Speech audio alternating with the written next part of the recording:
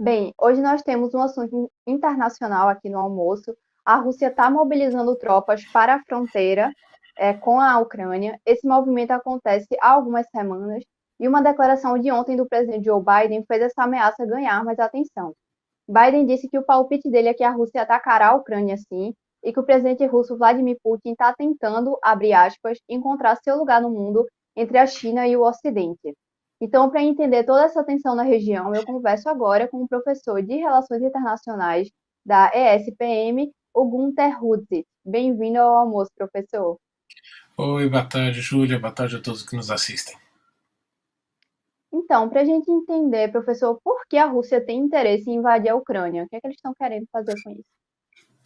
Bom, a gente não pode esquecer que a Ucrânia fez parte da União Soviética. Na verdade, a Ucrânia, desde o surgimento do primeiro Império Russo, que veio da origem ao Império Russo, Kiev, capital da Ucrânia, foi a primeira capital desse Império Russo. Então, historicamente, é uma região ligada ao governo russo, que virou União Soviética, que voltou a ser Rússia. Quando a União Soviética estava se desfazendo, no fim da Guerra Fria, teria havido uma negociação entre o então secretário-geral da União Soviética, Mikhail Gorbachev, o então presidente norte-americano George Bush pai, de que teria o compromisso de que os Estados Unidos não colocariam tropas numa Alemanha reunificada na antiga Alemanha Oriental e que nem os países desse antigo bloco soviético entrariam na OTAN. Pulando para os anos 90, a Rússia numa crise muito grande, esses países que, né, conseguiram se libertar do controle soviético, novos países que se formaram depois do fim da União Soviética, pediram entrada na União Europeia e pediram entrada na OTAN. Foram aceitos e, portanto, passou a ter essa fronteira entre Estados Unidos, que comanda essa aliança militar, a OTAN, e Rússia. Com a aproximação a partir de 2013 e 14 da Ucrânia com a União Europeia, essa possibilidade da Ucrânia entrar na OTAN ficou muito grande, e é isso que é a chamada linha vermelha que o presidente Vladimir Putin está colocando.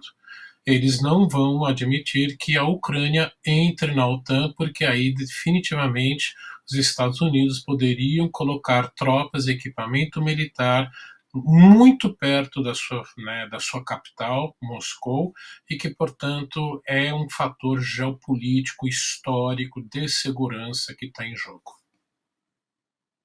Professor, a OTAN, eu até anotei aqui, porque era uma das perguntas que eu ia fazer para o senhor, a OTAN, que é essa organização do Tratado do Atlântico Norte, o que representa, então, o senhor falou que a Ucrânia entrando para a OTAN, pode a Rússia ler como uma chance dos Estados Unidos se aproximar do território, mas por que a Ucrânia quer entrar na OTAN? Quais são os benefícios para ela para o país de estar dentro dessa organização?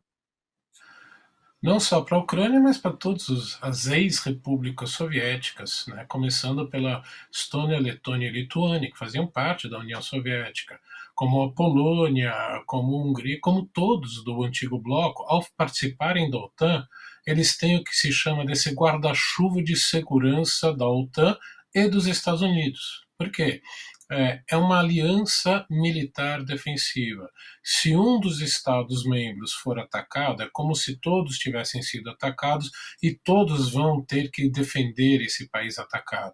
Então é por isso que esses países tão próximos da Rússia, que foram controlados, dominados pela Rússia durante, né, a Guerra Fria toda, e até, né, mais antes, como as três repúblicas bálticas, que eram independentes antes da Primeira Guerra Mundial, foram dominadas pela União Soviética. Eles não querem voltar a ter esse controle. Então, ter essa proteção militar dos Estados Unidos para eles é importante. E para a Ucrânia passou a ser mais importante ainda, porque em 2014 teve um levante de uma população ucraniana que se sente muito mais russo do que ucraniana, se colocaram, essa população se colocou contra o governo central, eh, se rebelaram. Na verdade, a Ucrânia está em guerra civil desde 2014 e a península da Crimeia acabou sendo anexada pela Rússia numa votação completamente sem supervisão internacional e que a população de lá decidiu, né, fazer parte da Rússia. Então, Desde 2014, a Ucrânia está numa guerra civil e vê mais do que nunca a necessidade de ter essa proteção do Ocidente para que mais situações como essa não ocorram. Entendi. O Ministério da Defesa da Ucrânia já disse que a quantidade de soldados das tropas russas lá na fronteira já chegam a 127 mil. E aí eu também li as pessoas, alguns especialistas, né, falando que esse contingente não daria conta de se manter na Ucrânia no caso de invasão. Isso faz sentido para o senhor? Esse contingente demonstra o quê? Tomar a Ucrânia como um todo? Não, não dá. Realmente não dá. Não é um país pequeno. Tá?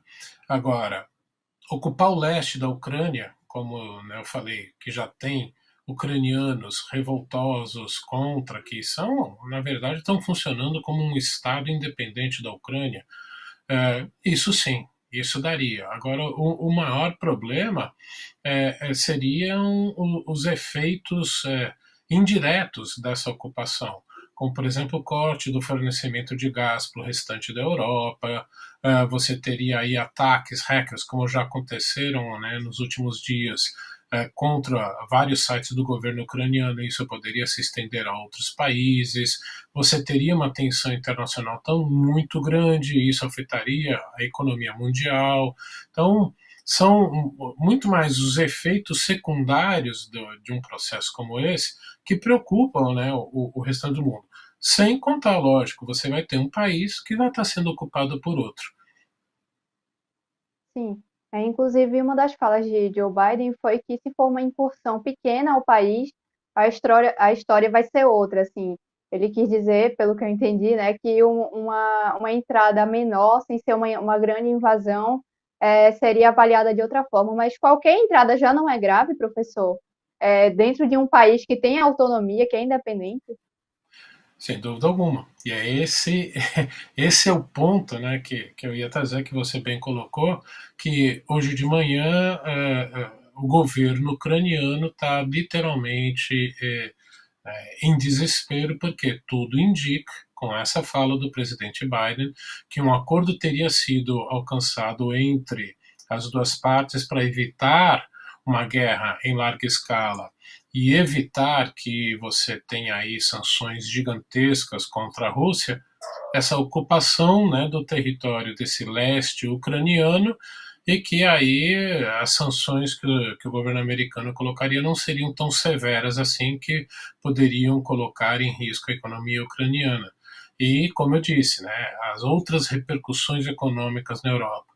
Então, diante dessa fala de ontem, o governo ucraniano já emitiu sinais de que não está entendendo o que houve, que mudança de postura foi essa. Os representantes do governo americano também já tiveram que dar algumas explicações, que isso não foi, né, não ficou bem entendido, não é isso, mas se levantou aí uma dúvida sobre um possível acordo de uma ocupação parcial da Ucrânia, e isso agora está realmente muito forte na análise hoje. E a Rússia tem medo, Biden também está falando dessas sanções, né, apesar de que podem ser mínimas, mas a Rússia tem medo dessas sanções também da União Europeia e de outros blocos importantes.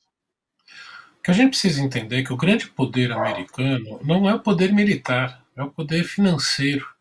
Todas as transações comerciais internacionais que são efetuadas em dólar, ou seja, que tenha que ter uma movimentação de dólar entre comprador e vendedor, em algum momento passa por um banco americano. E ao passar pelo banco americano, você tem aí, corre o risco de ter a sua transação parada. Sem isso, você não tem como efetuar o pagamento. E, portanto, né, quem vende não recebe.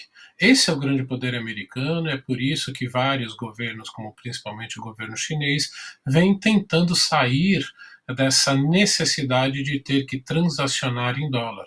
Mas o governo russo ainda precisa disso.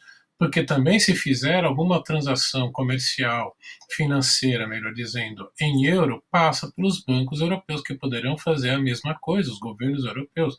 Então, por isso que sim, essas sanções mais duras poderiam literalmente parar o comércio internacional russo de uma forma bem abrangente, tudo aquilo que envolva dólar e euro. Tá. Professor, só uma última pergunta para a gente encerrar, porque tem tudo a ver com o que o senhor falou agora. O Sigifredo, que está sempre aqui com a gente no canal, ele perguntou: a Europa depende do gás que vem da Rússia. Isso pode ser um favor a favor de Putin, um fator a favor do presidente da Rússia? Não é à toa que ele está fazendo tudo isso no inverno, porque a dependência do gás é muito maior. Só que também um fator negativo que ele não contava é que esse inverno não foi tão forte, portanto os campos não estão congelados e você ter que movimentar peças de equipamento militar, tanques ou mesmo veículos pesados nesse solo que não estiver congelado é uma lama muito grande. Né? O exército alemão que invadiu a União Soviética na Segunda Guerra Mundial sabe muito bem o pavor que isso gera nos comandantes militares. Então, em parte, o inverno está sendo a favor de Putin, em parte contra, mas sim, ele utiliza esse instrumento do gás há muitos anos como um instrumento muito grande na sua política externa.